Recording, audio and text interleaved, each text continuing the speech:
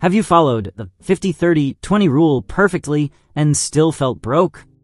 You budget, you track every dollar, you try to save 20%, but somehow your bank account never moves.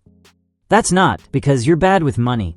It's because most people use the 50-30-20 budget rule the wrong way. In this video, I'll show you why this popular rule fails in real life and what to do instead so your money actually starts working for you. Number 1. The 50-30-20 budget rule doesn't work when you earn little money. If the 50-30-20 rule really worked for everyone, poor people wouldn't exist. Sounds harsh, but this is where most people get confused. The 50-30-20 budget rule says 50% for needs, 30% for wants, 20% for savings. It sounds clean, it sounds smart. But here's the problem nobody talks about. This rule breaks the moment your income is low. If you earn a high salary, the rule feels easy. If you earn just enough to survive, it feels impossible. And that's not because you're bad with money. It's because math doesn't care about motivation. Here's a simple example. You earn $2,000 a month. 50% for needs means $1,000. But real life says rent, $900. Utilities, $120. Groceries, $300. Transportation, $150. That's $1,470. Before phone bills, insurance, or emergencies. The rule says your needs should be $1,000. But your life says $1,470. You didn't fail. The rule failed you. Now comes the dangerous part. People try to force the 20% savings anyway. So they either save a little and feel guilty, save nothing and feel like a failure, or quit budgeting completely. This is why people hate budgeting. Because the rule makes you feel broken, when in reality, your income is the problem, not your discipline. Here's the truth. No one puts in finance books. When you earn little money, percentages don't matter. Survival does. If your income is low, your budget will be tight. It will be boring, and that's normal. The 50-30-20 rule assumes you have extra money. Many people don't. They have extra stress. So stop asking, am I saving 20%? But ask this instead, am I moving forward, even a little? Saving $20 a week is a win. Saving $50 a month is progress. If you can't save yet, budgeting harder won't fix it. Your real job is to increase income, reduce fixed costs, or both. Because no budgeting rule can beat low income. The 50-30-20 budget rule is a goal, not a starting point. If your version is 80% needs and 5% savings, that's not failure. That's reality. The real win isn't perfect percentages. It's not going backward. Grow your income first. Then the rule finally works. Number 2, we often call wants as needs without realizing it. If you lose it tomorrow and you don't die, it's probably not a need. That line triggers people, and that's exactly why this matters. Because the biggest reason the 50-30-20 rule fails isn't math. It's self-deception. On paper, the rule is simple. 50% needs, 30% wants, 20% savings. But in real life, something sneaky happens. We quietly turn wants into needs without realizing it. So what's a real need?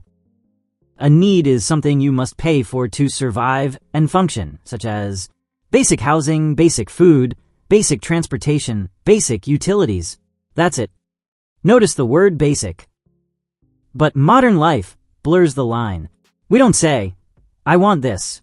We say, I need this. I need a new phone because my old one is slow. I need food delivery because I'm busy. I need Netflix because I'm stressed. I need a better car because I deserve it. None of these are needs. They're wants wearing a need costume. Here's a simple example. 2 people earn $3,000 a month. Person A cooks at home, uses a paid-off phone, drives a basic car. Person B eats out daily, upgrades phones often, and pays for unused subscriptions. Both say, my needs are high. Only one is telling the truth. This is where the 50-30-20 budget rule breaks. When wants become needs, your needs explode. 50% turns into 70%, then 90%. Now there's no money left to save. Not because you're unlucky, but because your definitions are broken. Here's the uncomfortable truth. Most people don't overspend on luxury. They overspend on comfort. $5 coffee, food delivery subscriptions. Small alone, huge together. Over $300 a month. Over $3,600 a year. Labeled as needs. And the scariest part? You don't feel irresponsible. You feel normal. So do this instead. Stop asking, is this a need or a want? Ask this. If my income dropped 30%, would I still pay for this? If not, it's a want. Because comfort is optional. Progress is not. Fix this one habit, and the rule finally works. Number 3. This rule doesn't talk about debt at all, and it's a big problem. The 50-30-20 rule tells you how to save, but it says nothing about debt. And that silence, it's expensive. Because here's the truth most beginners never hear. You can follow the 50-30-20 budget rule perfectly and still stay broke. Why? Because debt is working against you in the background. The rule says 50% needs, 30% wants, 20% savings. Sounds simple. But where does debt go? Credit cards, student loans, car payments. The rule doesn't explain it, so people guess. Some count debt as needs. Some treat it like wants. Some ignore it and just pay the minimum. Meanwhile, interest is quietly eating their money. Here's a simple example. You earn $4,000 a month. You save $800 and feel proud. But you also have $6,000 in credit card debt at 20% interest. Your savings grow at maybe 3 to 5%. Your debt grows at 20%. So every month, your savings crawl forward. Your debt runs backward. That's like filling a bucket with a hole at the bottom. This is why the rule feels broken when you have debt. Because the rule never says this clearly. Debt changes the rules. High-interest debt isn't a need. It isn't a want. It's a financial emergency. Yet, the 30-50-20 budget rule treats it like a side note. So people say, I'll save 20% and slowly pay off debt. Sounds responsible, but it doesn't work when interest is involved. Debt is aggressive. It doesn't wait. So, here's the smarter order. First, pay minimums on all debt. Second, attack the highest interest debt first. Third, build a small emergency buffer, $500 to $1,000. Then focus on percentages. Why? Because paying off 20% interest debt is a guaranteed return. That's why wealthy people hate bad debt. They see it as negative investing. So ask yourself, are you building wealth or building on quicksand? Fix the debt leak first. Then the 50-30-20 budget rule finally works, instead of fighting you every month. Number 4, save 20% is not clear, so people give up. Save 20%. That's the advice. No timeline, no instructions, no explanation, just good luck. And that's exactly why so many people give up on the 50-30-20 savings rule. Because save 20% sounds simple. But in real life, it's vague and overwhelming.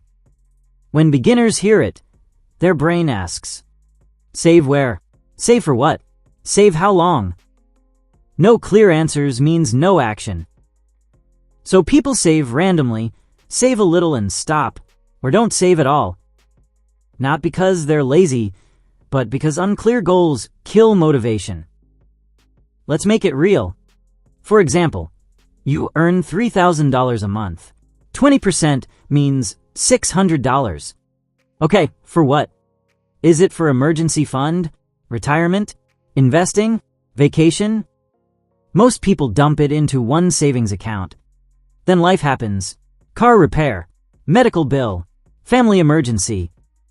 The account goes back to zero, and they think, what's the point of saving? So they quit. Here's the real issue. Not all savings are the same. But the 50-30-20 savings rule treats them like they are the same. What works better is simple, using clear buckets. Bucket 1, emergency fund. Boring money. First goal is $1,000. Bucket 2, short-term goals. Travel, car, moving. This money will be spent, and that's okay. Bucket 3, long-term wealth. Investments and retirement. Rarely touched.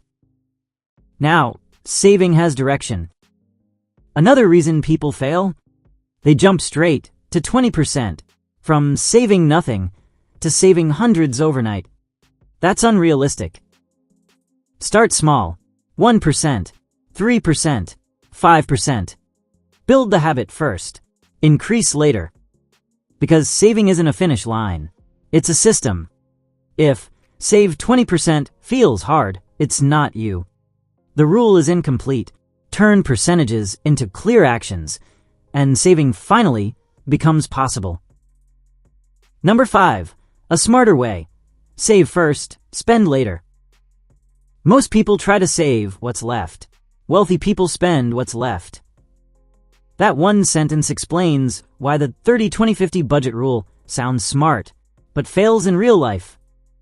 Because this is how most people actually use it. They live first. They spend first. They save if anything is left.